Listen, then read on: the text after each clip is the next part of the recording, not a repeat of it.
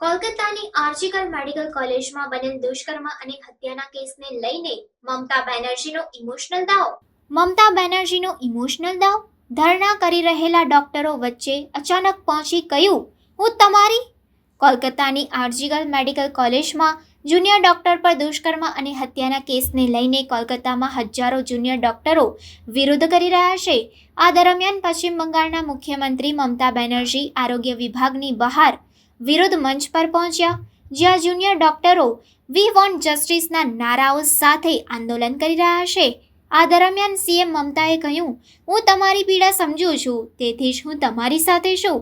મને મારા પદની ચિંતા નથી. મેં મારા વિદ્યાર્થી જીવન દરમિયાન પણ ઘણા આંદોલન કર્યા છે. અમે તમારી સુરક્ષા વિશે ચિંતિત છીએ.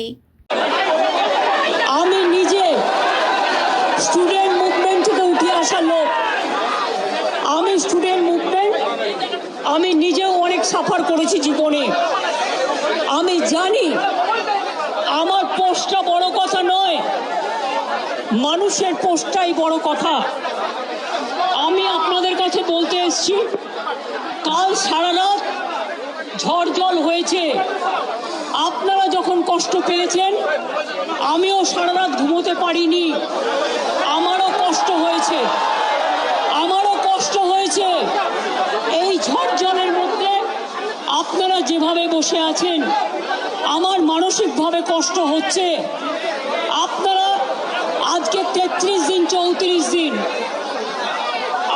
আমিও কিন্তু রাতের পর রাত ঘুমাইনি, কারণ আপনারা যখন রাস্তায় থাকেন, আপনাদের জন্য আমাকেও কিন্তু পাহারাদার হিসেবে জেগে থাকতে হয়। আমি আপনাদের কাছে যেটা বলতে এসেছি, এত ঝড় বৃষ্টির মধ্যে, প্রাকৃতিক দুর্যোগের মধ্যে আপনারা অনেক কষ্ট পেয়েছেন।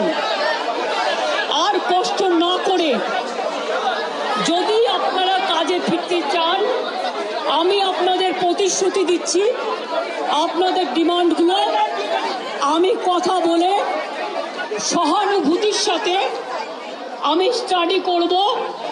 আমি অফিসারদের সাথে কথা বলবো। আমি একা সরকার চালাই না, আমার সাথে একটা chief secretary, home secretary, DG police সবাই আছেন। আমি আপনাদের বলতে চাই, আপনাদের ডিমান্ডগুলো আমি ভাববো, আমি চিন্তা করব। যদি কেউ দোষী হয়, তিনি নিশ্চয়ই শাস্তি পাবেন।